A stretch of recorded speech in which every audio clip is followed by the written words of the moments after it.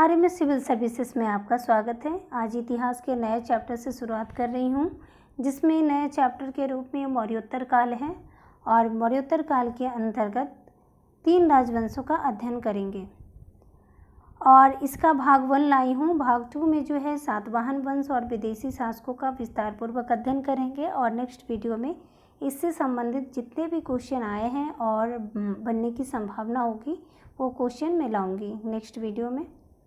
और आप previous video देख सकते हैं जिसमें मौर्य काल से संबंधित क्वेश्चंस भी और उसके विस्तृत टॉपिक भी कराए गए हैं, तो आप देख सकते हैं। अगर जो भी नए स्टूडेंट है वो प्रीवियस वीडियो को देखने के लिए डिस्क्रिप्शन में लिंक दिया होगा, वहां जाकर देख सकते हैं। चलिए वीडियो शुरुआत करते हैं। मौर्योत्तर काल है, मौर्योत्तर काल के बारे में जान लेते हैं। सबसे पहला पॉइंट ये है कि मौर्योत्तर काल की काल अवधि क्या थी, इतिहास में क्या था। तो 200 जो था वो 200 बीसी से 300 एडी तक चला था। ओके, और आज मैं जितने भी राजवंश के बारे में बताऊंगी वो बीसी के अंदर ही बताऊंगी। ओके, तो शुंग वंश है, कण्व वंश है, देशी शासकों में चेदी वंश या महामेघवाहन वंश और सातवाहन वंश है। विदेशी शासकों के अंतर्गत हम देखते हैं तो इंडो ग्रीक शासक हैं, शक वंश है, पार्थियन है और कुषाण वंश है। यहाँ पे कुषाण वंश और सातवाहन वंश बहुत ही इम्पॉर्टेंट है। ओके, इसकी सांस्कृतिक, राजनीतिक, प्रशासनिक व्यवस्थाएं बहुत ही इम्पॉर्टेंट रहा है इतिहास में। शुरुआत करते हैं मौर्योत्तर काल के स्रोत। जैसे मौर्योत्तर काल के बारे में जानने का क्या स्रोत है, तो जैसा कि जानते हैं कि इतिहास को जानने के स्रोत जो हैं 3 आधार हैं। एक है साहित्यिक आधार, दूसरा पुरातात्विक आधार, तीसरा विदेशी जो यात्रा वृत्तांत है उनका अध्ययन करना। ठीक है, तो मौर्योत्तर काल के विषय में दो स्रोत प्राप्त होते हैं। पहला है साहित्यिक स्रोत और दूसरा है पुरातात्विक स्रोत। अब इसके अंतर्गत देखते हैं।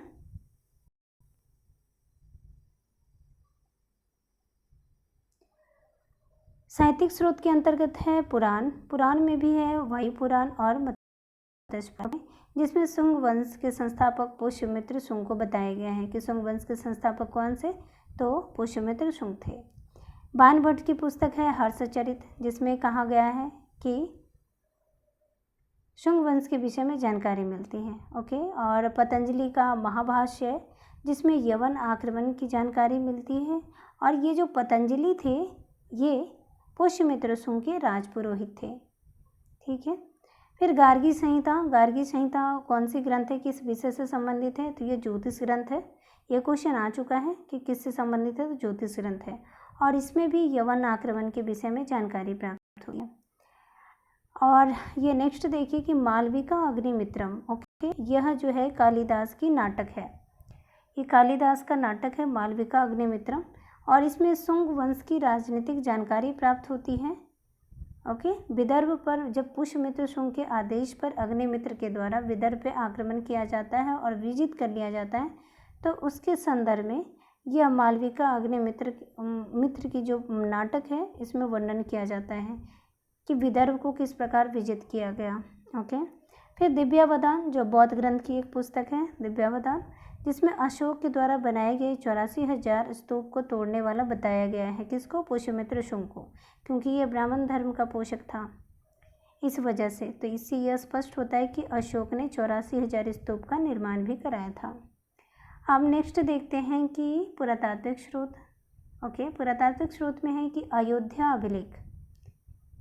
अयोध्या अभिलेख पुष्यमित्र शुंग के उत्तराधिकारी धनदेव यानी इनके पुत्र थे द्वारा लिखवाया गया और इसमें अयोध्या अभिलेख में यह वर्णन मिलता है कि पुष्यमित्र शुंग ने 2 अश्वमेध यज्ञ किया। ओके, यानी कि इनकी राजनीतिक ऐश्वर्य ज़्यादा ही मजबूती थी। फिर देखते हैं बेशनगर का अभिलेख जो हेरोडोटस द्वारा स्थापित किया गया था। भागवत धर्म की लोकप्रियता इसमें मिलती है।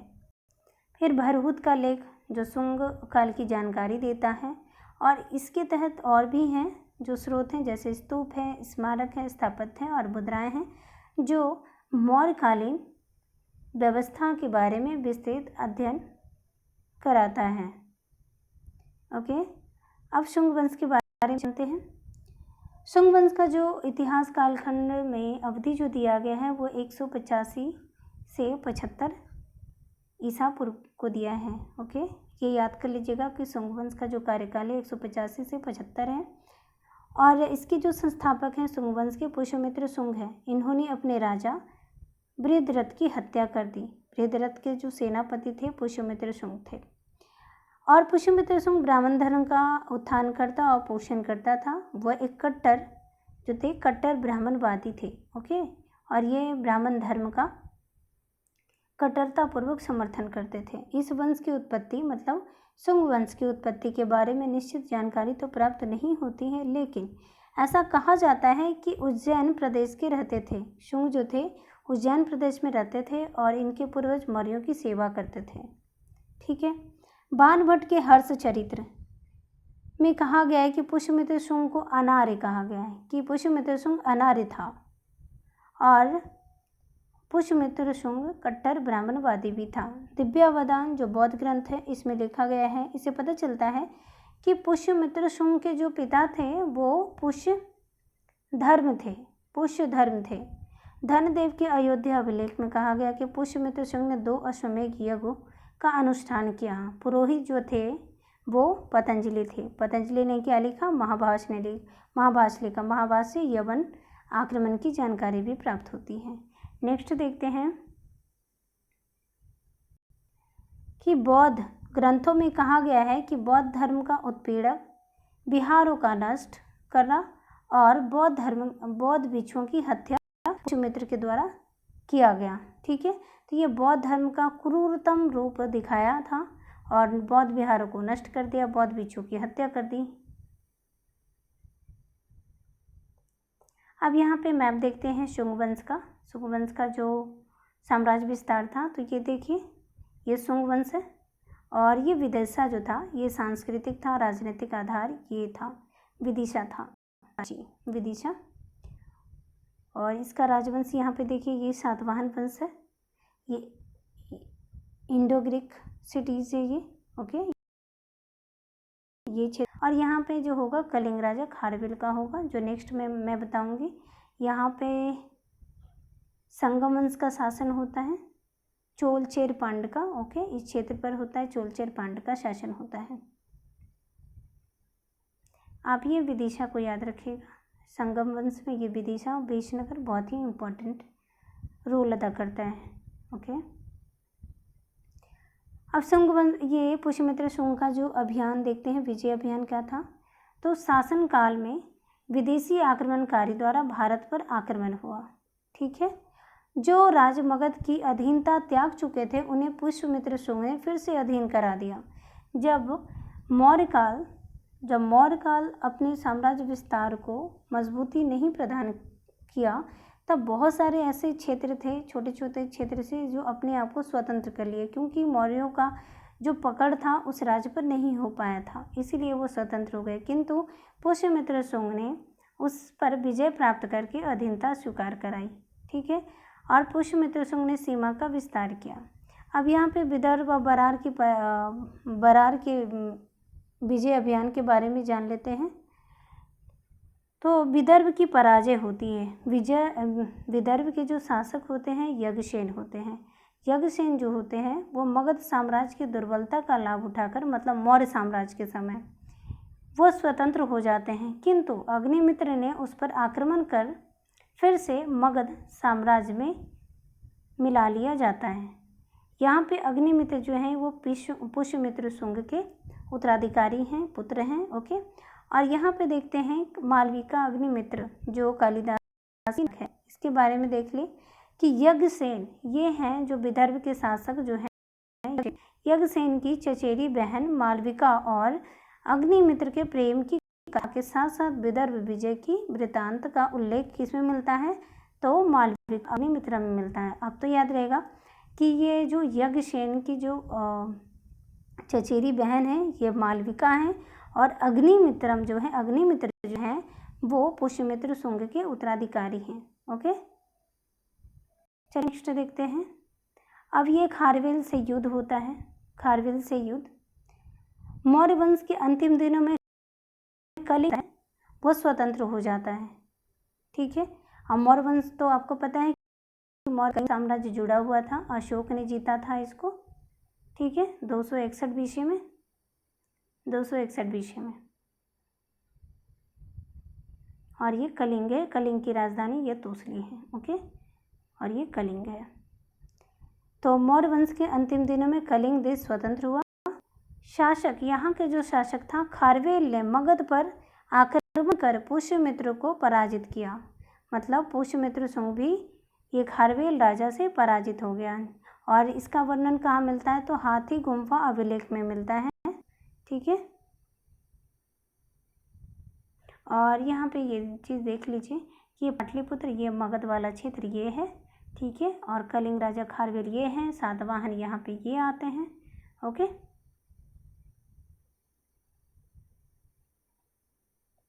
यवन आक्रमण देखते हैं। तो यवन आक्रमण, पुष्यमित्र शुंग के समय यवन आक्रमण भी होते हैं। यवन जो लोग हैं वो ये लोग हैं। यहाँ पर आक्रमण होता है। ओके, आक्रमण होता है। डेमेट्रियस, जिसको बोलते हैं दिमित्री नामक यवन राजा पुष्यमित्र का समकालीन था। ठीक है, ये क्वेश्चन आएगा, डेमेट्रियस। गार्गी संहिता जो आपको बता चुके हैं कि ज्योतिष ग्रंथ है और इसमें यवन आक्रमण का भी उल्लेख है। तो गार्गी संहिता के युग पुराण में विवरण मिलता है कि यवन जो थे वो साकेत, मथुरा पर अधिकार करने के पश्चात वे पाटलिपुत्र भी पहुंच गए। ओके, ये देखिए, ये है साकेत है, ये साकेत है, ये मथुरा है। ओके, आक्रमण होता है यहाँ पे। ये किस में दिया गया? तो गार्गी संहिता में कहा गया है। ये यूनानी, ये जो है यवन शासक हैं। ओके, और ये पाटलिपुत्रा हो गया, ये मगध साम्राज्य हो गया। यहाँ खारवेल का शासन होता है, इनके साथ भी युद्ध होता है और ये पराजित हो जाते हैं, ये युद्ध करते हैं। ओके, नेक्स्ट देखिए, पुष्यमित्र शुंग का उत्तराधिकारी देखते हैं। तो पुष्यमित्र शुंग की मृत्यु के बाद उसका पुत्र जो है अग्निमित्र साम्राज्य का शासक बना। ठीक है, नेक्स्ट जो है वो अग्निमित्र बना है, साम्राज्य का शासक बना। विदिशा का गोप्ता यानी उपराजा बनाया गया। अभी आपको हम विदिशा बताए हैं कि ये विदिशा कहाँ है? तो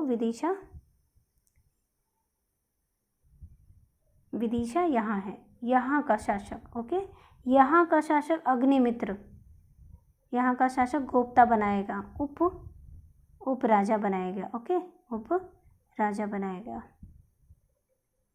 उपराजा बनाया गया। किसको? तो अग्निमित्र को बनाया गया। ये जो था ये शुंग वंश का साम्राज्य विस्तार था। ओके,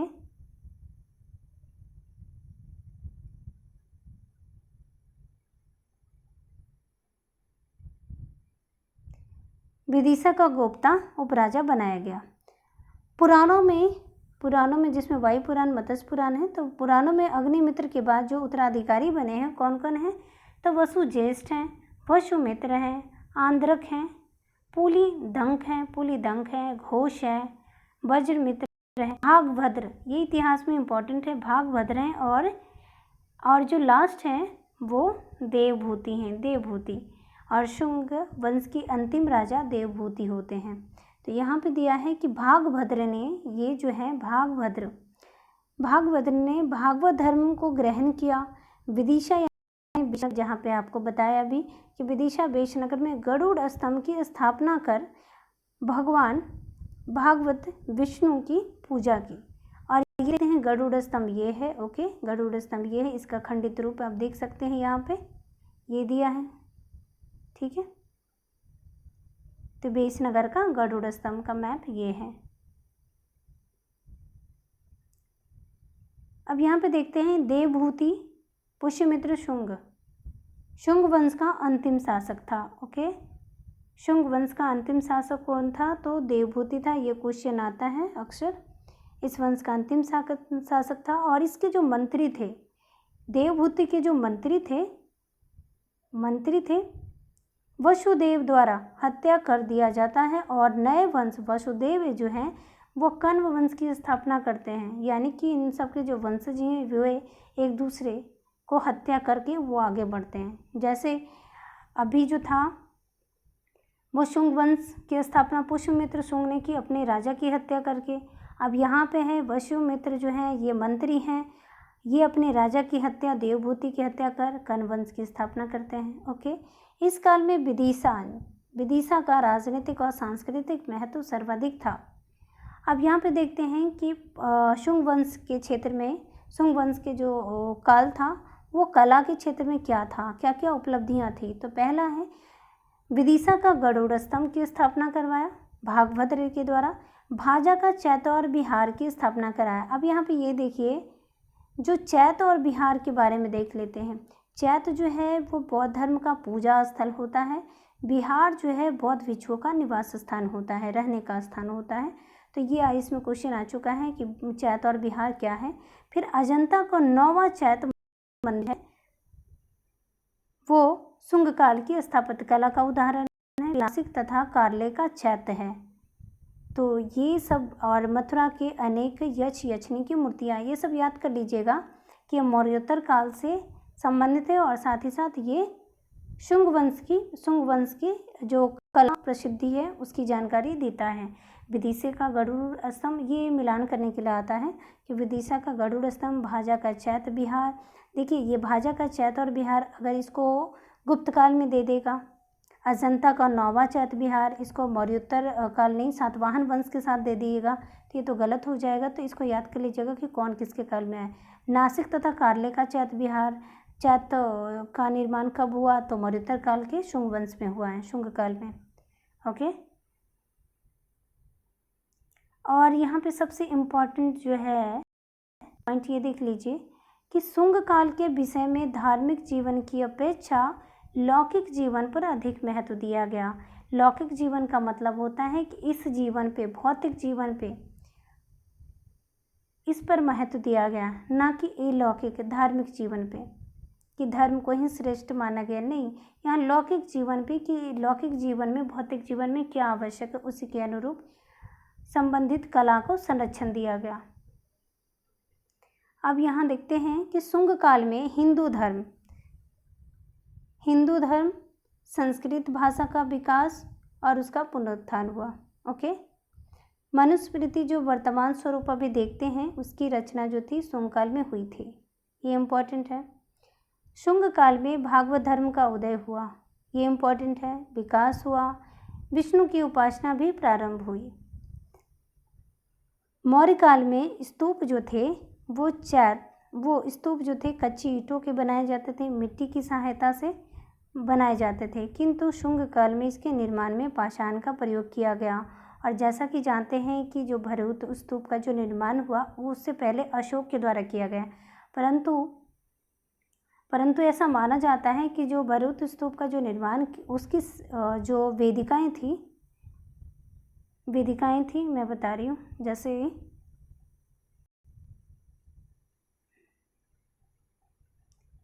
ये स्तूप है, ओके, ये स्तूप है,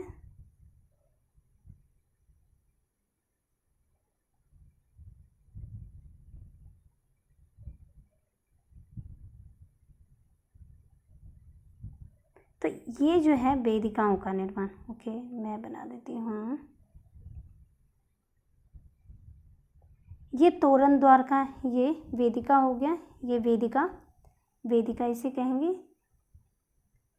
तो वेदिका का जो निर्माण कराया गया वो शुंग काल में कराया गया, और ये जो है वेदिका का निर्माण जो था वो इसमें पाषाण का प्रयोग किया गया। हालांकि ये जो इसकी जो संरचना थी वो मौर्य काल में ही बना दी गई, परंतु ये वेदिकाओं के द्वारा इसका निर्माण जो था पाषाण का प्रयोग किया गया। किसमें, तो पुष्यमित्र शुंग के द्वारा कराया गया। ठीक है, और ये जो है इसको छत्र बोलते हैं, इसको याद कर लीजिए, ये सब इम्पोर्टेंट है। ये छत्र हैं, छत्र के 3 भाग होते हैं, श्रद्धाशील, और श्रद्धा होता है, शील होता है, और उदारता होता है। इसको यष्टि बोलते हैं। ओके, ये यष्टि हुआ, इसको अंड बोलते हैं। ओके, और ये प्रदक्षिणा पर, ये मेधी हुआ, ओके, और ये तोरण द्वार हुआ, ये तोरण द्वार होता है। ओके, तोरण।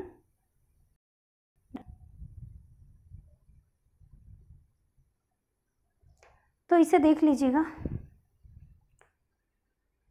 अब कण्व वंश देखते हैं। नेक्स्ट है कण्व वंश 75 BC से 300 BC।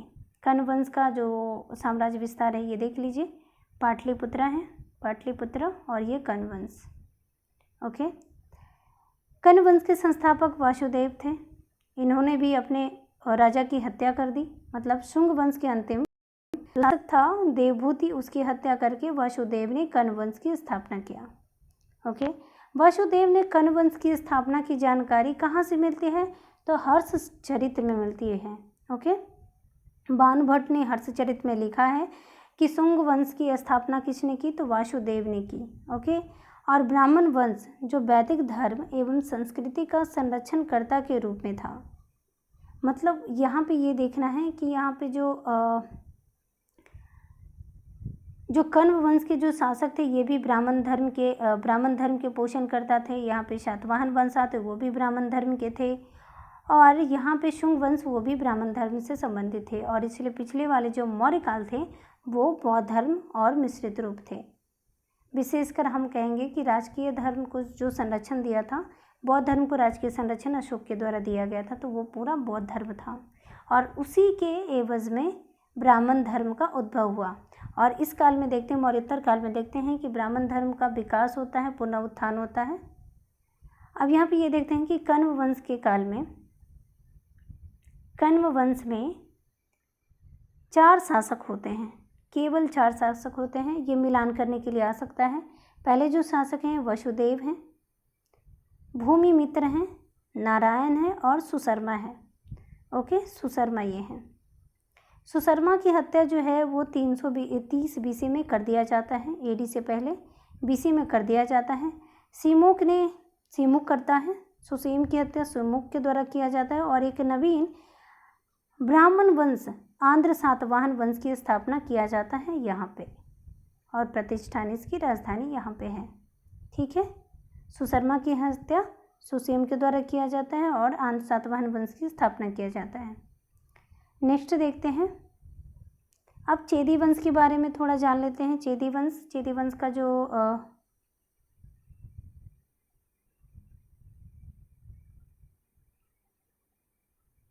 चेदी वंश ये है, ये कलिंग शासक जो है खारवेल का साम्राज्य विस्तार है, ये देख लीजिए। और चेदी वंश या महामेघवाहन वंश, इसकी जो अवस्थिति है कलिंग उड़ीसा है। ओके, कलिंग उड़ीसा है। और जानकारी के स्रोत जो है वो राजा खारवेल का हाथी गुम्फा अभिलेख है, जो प्रथम सदी से संबंधित है, प्रथम सदी से पूर्व के हैं। अब यहाँ पे ये देखिए कि हाथी गुम्फा अभिलेख है, और ये है। ओके, हाथी गुम्फा अभिलेख है, और ये जो है कलिंग राजा खारवेल का पूरा साम्राज्य है। इस वंश की स्थापना महामेघवाहन नामक व्यक्ति ने किया, इसलिए इस वंश के नाम भी महामेघवाहन वंश भी पड़ा, और इसे चेदी वंश भी कहते हैं। तो दोनों याद कर लीजिएगा कि चेदी वंश और महामेघवाहन वंश किस क्षेत्र से संबंधित था? तो कलिंग से संबंधित था। ठीक है, और इसके प्रमुख राजा कौन थे? सबसे शक्तिशाली महान राजा तो खारवेल थे। खारवेल का जो अभिलेख मिलता है वो हाथी गुम्फा अभिलेख से, मतलब खारवेल के विषय में कहाँ से है? तो हाथी गुम्फा अभिलेख से, और ये जो यहाँ पे उल्लेखित किया गया है। ओके, और सबसे इम्पोर्टेंट चीज़ ये है कि जो कलिंग राजा खारवेल हैं ये जैन धर्म के अनुयायी हैं। ठीक है, जैन धर्म के अनुयायी हैं। इसने जैन तीर्थंकर ऋषभ देव की मूर्ति मगध से लाने में सफल हो। मगध ये साम्राज्य था, यहाँ पे मगध था, और यहाँ से जिसको 3री शताब्दी ईसा पूर्व में मगध के राजा महापद्मनंद ने कलिंग से ले गया था। उसे बाद में खारवेल राजा अपने यहाँ कलिंग ले आया वापस। ओके, मगध यहाँ था और कलिंग यहाँ था, और उनका साम्राज्य विस्तार इतना होकर हो गया। तो नेक्स्ट देखते हैं, अब यहाँ पे है कि कलिंग राजा खारवेल ने अनेक ग्राम दान में दिए, साथ ही साथ अनेक गुफा विहारों का निर्माण भी करवाया। जैसे ये जो गुफा है आप देख रहे हैं, ये उदयगिरी गुफा, खंडगिरी गुफा है। खंडगिरी गुफा में 19 विहार बनाए, गुफा विहार, और खंडगिरी में 16 गुफा विहार का निर्माण कराया, जो बौद्ध भिक्षुओं को रहने के लिए बनाया था। साथ ही साथ यहाँ देखिए कि खारवेल ने दक्षिण दक्षिण 3 राज्यों को पराजित किया, जिसमें कौन था? चोल था, चेर था और पांड्य था। इन तीनों को संयुक्त रूप से पराजित किया। ओके। खारवेल के विजय के उपलक्ष्य में महाविजय प्रसाद भव्य भवन का निर्माण कराया गया। महाविजय प्रसाद एक भव्य भवन था, उसका निर्माण कराया गया। ओके। तो यहाँ पे खंडगिरी ये है और उदयगिरी ये है। याद कर लीजिएगा कि वो खंडगिरी, ये क्वेश्चन आ चुका है कि खंडगिरी और उदयगिरी जो है वो किस धर्म से संबंधित है? तो जैन धर्म से संबंधित है। और ये कहाँ है? तो ये उड़ीसा में है। ओके। और आज का सेशन समाप्त हुआ। नेक्स्ट वीडियो में सातवाहन वंश और विदेशी साम्राज्य लेकर आऊँगी। जितने भी विदेशी शासक हैं उनको लेकर आऊँगी। और इसमें जो होंगे,